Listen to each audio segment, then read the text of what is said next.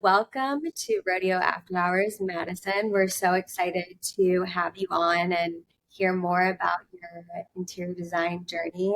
Obviously, I've gotten to know you during your time using Rodeo, and you contributed to a lot of our newsletters. But for those that don't know you, let's start off with how you got into interior design. Did others in your family do it, or how'd you end up here? So I went to NYU for real estate development. I had these dreams being in commercial development as a young age. I thought that's what I wanted to do. I knew there was always something to do with houses and buildings, and I didn't know exactly what that looked like. Mhm.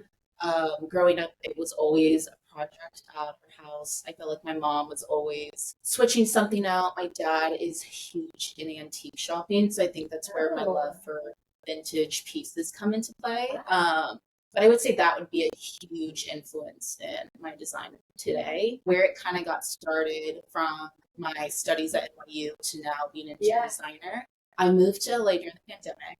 okay. A friend of mine who dealt with like art curating, and hung art and worked in that industry. Met Lala, which is Leah Nazar, who have a design studio in LA, which I'm the director of operations for. And so I started with them. They started out January 2020.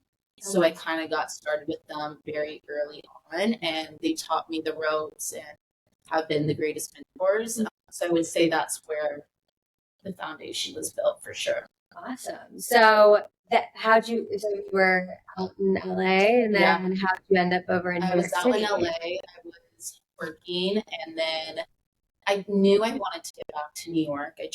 LA was not really like what I felt was home, and I Mm. didn't know too many people. I felt like even like I don't know, even like the restaurant, like I just didn't connect with it. Mm.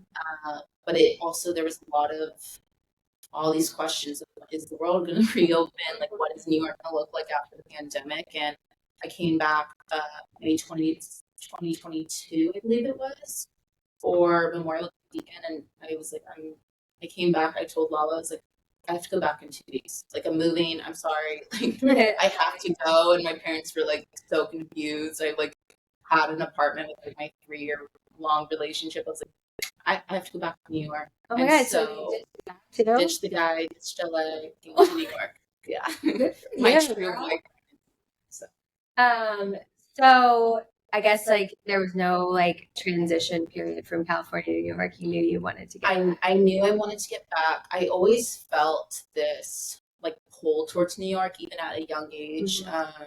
I remember, and I was like, "Why don't you just go to NYU?" My mom's like, "I've never been to New York City. Like, how do you know if you're gonna like it?" But my mom's from Vancouver, so we grew up going to Vancouver every winter, which is not the same as New York, but I felt this sense of like city that Mhm. I felt. I remember like walking through You Vancouver as a wanted, you just kid, wanted a cold and I drink. was like, I just wanted like I would pretend I'm like I just wanted to be in like a huge city, and so I came out here with my mom when I was 16. I was like, that's it. And I remember even applying for colleges. I played soccer. My coach was like, "What do you mean you're not going to apply to like everyone's applying to like 10, 15 schools?" And I was like, "I just want to go to NYU." And I applied to USC at NYU. So A girl that knows what do she whatever I wanted. wants. So you were working with Lala, yes. Lala, and then I know that you've now started taking on uh, independent clients. So how did that transition when it sounds like you're splitting both worlds right Yeah, now? splitting both worlds. So I'm still at the director of operations for Lala, and I will always have a piece of my heart with Lala.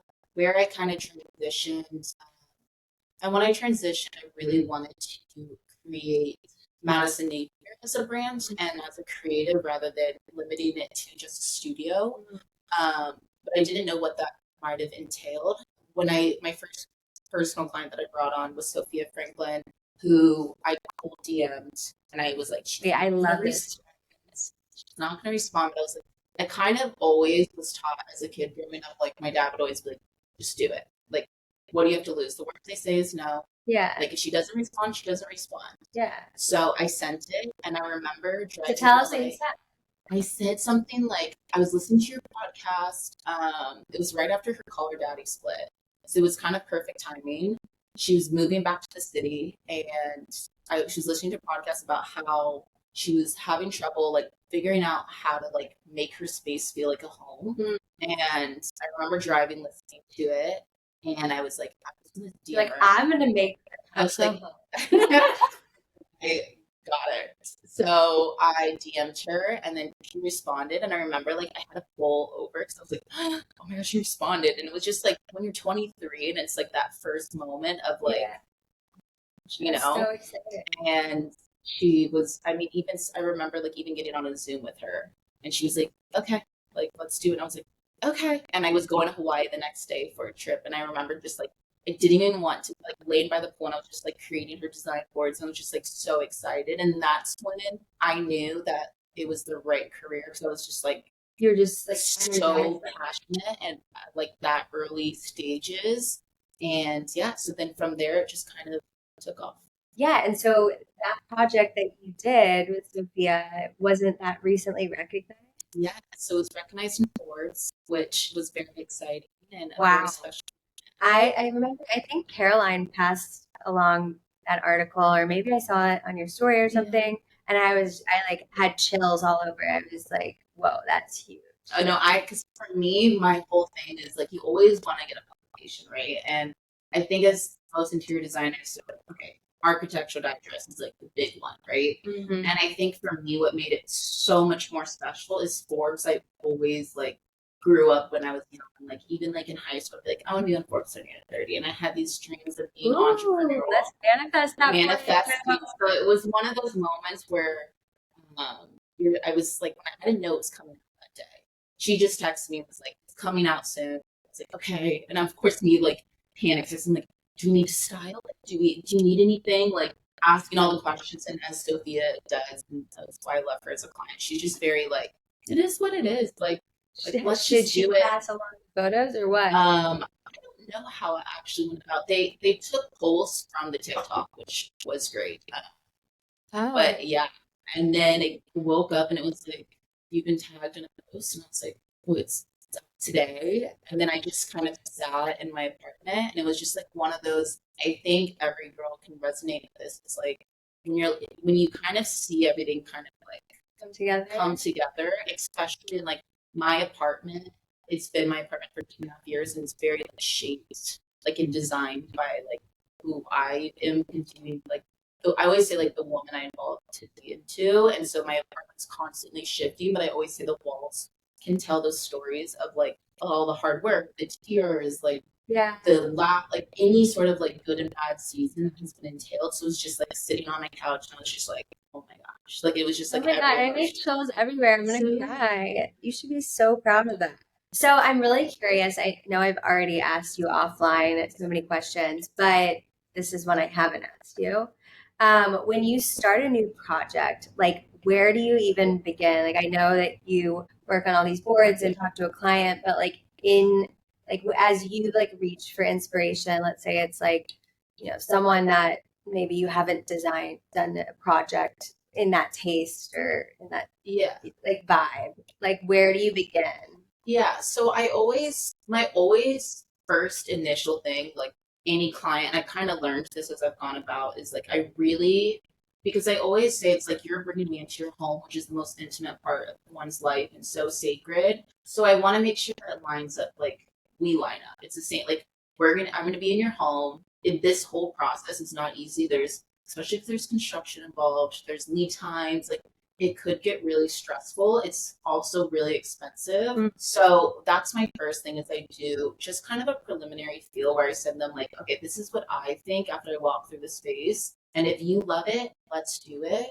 If not, if you're like, that doesn't really resonate with me, I will recommend a different designer just because I've learned the hard way. Like I would rather have your space executed how you want it, Yeah. but it takes away, like it becomes more of like, I don't want to say a job, but like it just takes away like It doesn't have that artistic expression maybe as much. yeah, it is like when you walk, like I had that project in Paris on Ile Saint Louis, and it was the same thing. Like when I got asked to do it, and I walked through the space, you have to see it firsthand. This client had showed me photos of the space months prior, and I couldn't really like pick up like okay, how do we want to execute this until I was in the space and I was like, okay, let's do it. So I think it's like definitely like I'm very much in tune with like how I feel, if I feel that it's right, because I've just learned like Interesting. So like so were you considering not accepting the yeah, Paris project? I know. And then I stepped in and I was like, okay, so Wow, that's cool. yeah. So are there any staple pieces that you love to use over and over again? And we won't tell your clients. Oh no, they definitely know because I even like Carolyn, I'm sure has seen on my Instagram. Um, there's this one sconce that every single one of my clients, especially if they're rental clients, I send to them. It's from Amazon and it's a battery operated sconce. But when you get it from Amazon, it doesn't. It's just a set like a brass sconce with a plain white linen lampshade.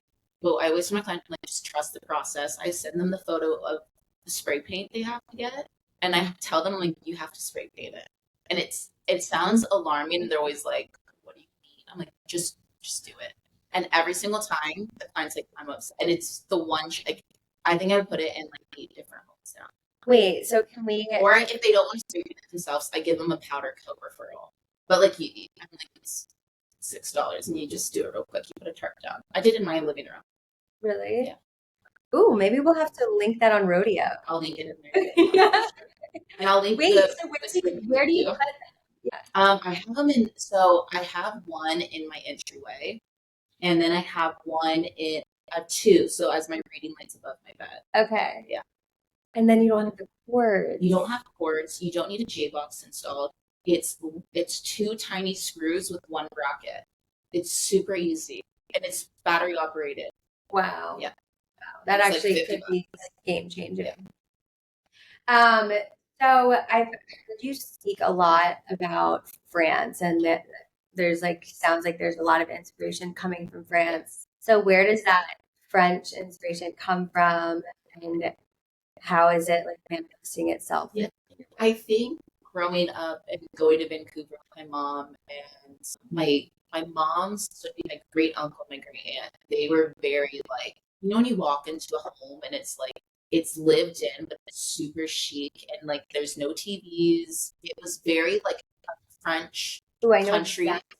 Yeah. Yeah. And I remember like I loved going to and they had like a library and it was like my favorite time was going there. And I think and obviously Canada has a huge like French Yeah. prevalence to it. But I always had this draw to Paris, and then I went to Maison J, which is a huge exhibit for interior design in Paris. I went January 2023 for the first time. Actually met someone there that I ended up dating for 6 months. And so I was like, okay, I'm gonna go back like every month. And so I was like going back and forth to France. Didn't go back every month. It was short lived, but I like fell in love with New York was Paris. still New York was my boyfriend, but I would go to France. And so I ended up falling in love with it and the people there. And then my favorite hideaway is obviously the south of France, and I go to this town called Draguignan, which is I would say like I think it's an hour and a half train ride outside of Nice, okay. but it's hidden and it's still very easy. You can do day trips to Nice, you could do day trips to Antibes, you can do all these day trips, but it's hidden on the Spaniard in Provence. Wow. But the colors are very like those colors from that spot that I stay at you see it like if I showed you a photo, you'd be like, okay, I see it. It's played out Wow. and all the little shops in the town. I get a lot of my trays, a lot of my plates, textiles, Wow. everything from there. That's Yeah. awesome. So have you had any horror stories with clients that you're willing to share? You don't have I to can share this one because I have no connection and no desire to ever be trying to connected. think. Oh, I could actually share this one that's very entertaining. So, a Lala project. Okay. It is a client of ours. I guess it wouldn't be technically the client. It was a nightmare.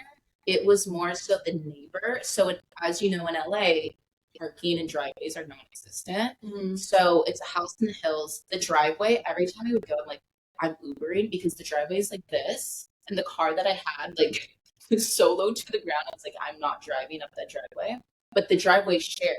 So the other house is sharing and doing deliveries and like contractors and people are coming through. They're not blocking the driveway, but it's there's a lot of traffic. Okay. And so the neighbor like had his breaking point, and this was in October. And Leah and Azar were in France for a dinner, and so when I say dinner, it was like an event. And then I came to LA to oversee a few projects, and our project manager calls me and she's crying. She's like, I don't know what to do. The neighbor's like losing his mind and was like saying he'd call the cops, and the project manager's like the sweetest girl ever, and like would not even like hurt a fly, and called the cops and was like, she has a gun, like she like just to try to shut down the project. And we were at the last bit of, and he even called the owner, left the most unhinged voicemail. I had to go over there. I brought flowers and I was like, chocolate. I was like, I didn't know what to do. And I like had a knock on the door. I was so scared. And I just had like, there's one more day of deliveries, like, and we're out. Like, please, like, I promise. And it was this whole, we ended up being able to finish it. But oh my God, that's what I would say. crazy. Like, I mean, there's others. What's been your favorite project that you've worked on? Or do you have a favorite? I think Sophia's will always be my favorite just because it was my first and it was like my baby of a project. And also, Sophia was such a gem to work with and actually gained a friendship out of it that I will always cherish. And I think also just like the strength that she has as like a woman and just like very like, I think the way like people don't like, I think social media, it's hard to really figure out someone's personality, even if they have podcasts, even if they're very like posting all the time. And she just is so genuine and so grateful about it that the fear of messing up or like not executing the design properly was like immediately gone. Yeah. And so it was just like a very special project. And it was collaborative too. So she's from Buenos Aires, which um, we were able to incorporate like this Latin American style yet meets New York. And so it was just like a fun and like always sure. Yeah, I love that it also like kickstarted the Madison Napier. What's a piece that can change a room entirely? Lighting. Lighting. So I think like accent lighting, and I always say like if you come into my apartment, and I don't think I've ever turned the light switch on. Like I refuse to turn on overhead lighting. No, but yours is on dimmer, so it's fine. But like I think just having like I have battery like wireless table lamps from like Miss Alice that have like a wicked damn, she's like she's long on the battery power in my rodeo. But I think the lighting and rugs and just like I also are like finding different prints and the plates on the wall is always something too. But definitely lighting, like fun table lamps and ceiling lights. Ooh, I might need to check out your rodeo for some lighting and stuff. Okay. I think this will resonate with a lot of young women in New York. When you think about small spaces, do you have any like hacks for us girlies in small apartments in New York? Yeah. So my apartment, I call it my Polly Pocket apartment. I didn't see it when I walked in. I walked in, I started crying. My dad's 6'4", 6'5".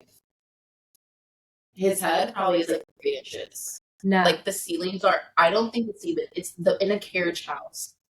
No, I didn't see it before I moved in. So I walked in and I was like, who found the apartment? I found it on Street Easy at 4 a.m, but I moved in 2 weeks. So I was like, yeah, well, you did that to yourself, Madison.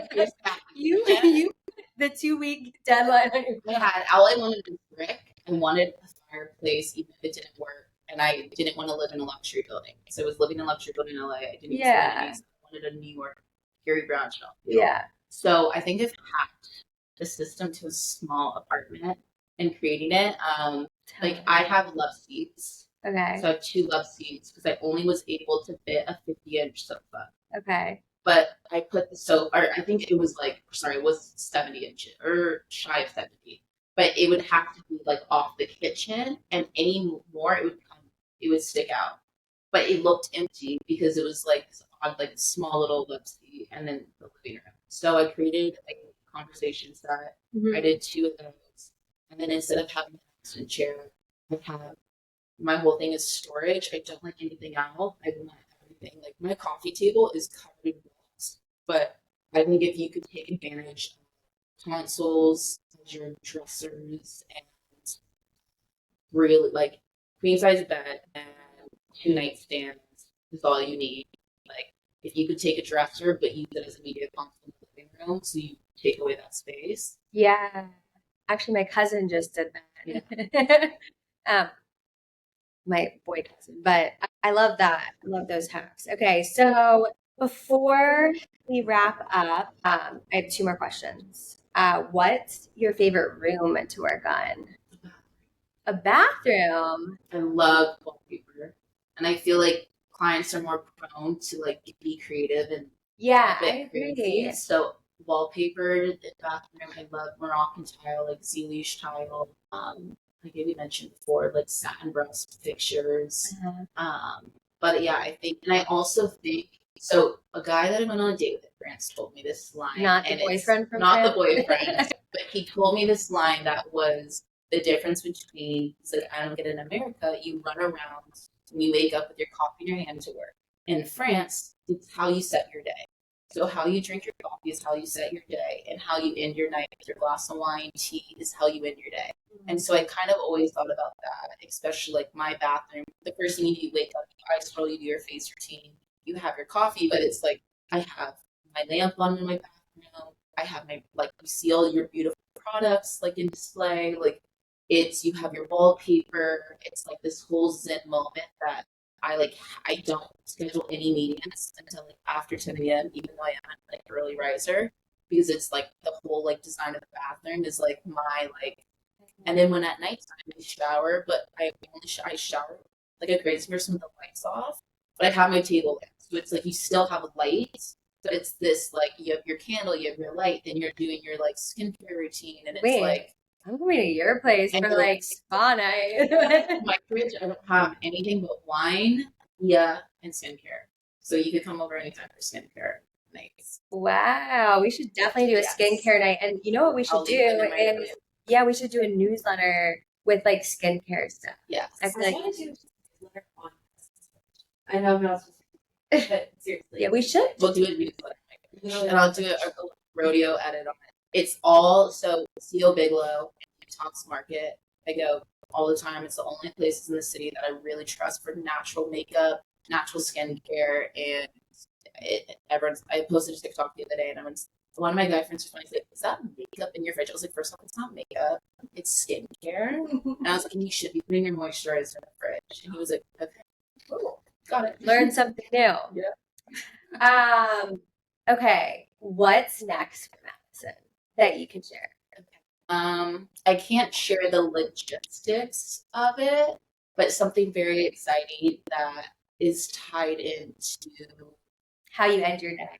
how you end your day, how you start your day, and into the art of living is launching Love this fall.